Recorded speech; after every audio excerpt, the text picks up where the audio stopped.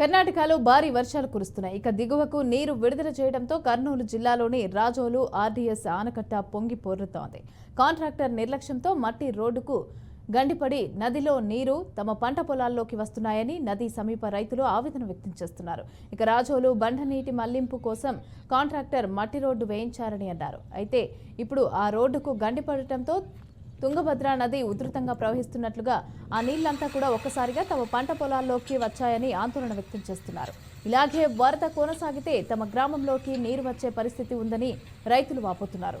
ఇక రైతులు ప్రజల సహకారంతో సొంతంగా ట్రాక్టర్లు అలాగే జేసీబీ సహాయంతో మట్టికి అడ్డుకట్ట వేశారు.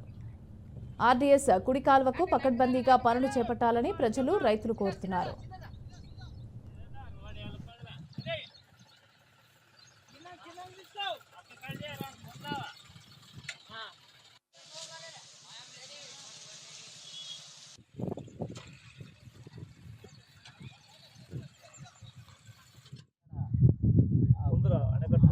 ఆనకట్ట దగ్గర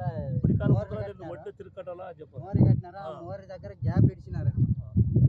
ఆ గ్యాప్ ని మాకు అట్టుగా వేస్తే మా ఊర్లో నీళ్లు రాకుండా ఉంటాయి. అందుకోసం మేము ఎమర్జెన్సీ చాలా ఎట్టి పరిస్థితుల్లో చాలా తొందరగా చేయాలని, ఎందుకంటే ఇది ఒక్క గంట ముందు పడింది కాబట్టి మేము వెనకనే జేసీబీలు ట్రాక్టర్లతో చేసుకున్నాము. అదే నైట్కి పడితే మేము ఊరు నుంచి మా పొలాల్లో జనాలు చాలా ఇబ్బంది నష్టం జరిగేది. దయచేసి రాష్ట్ర ప్రభుత్వానికి అధికారులకు తెలియజేయడం ఏమనగా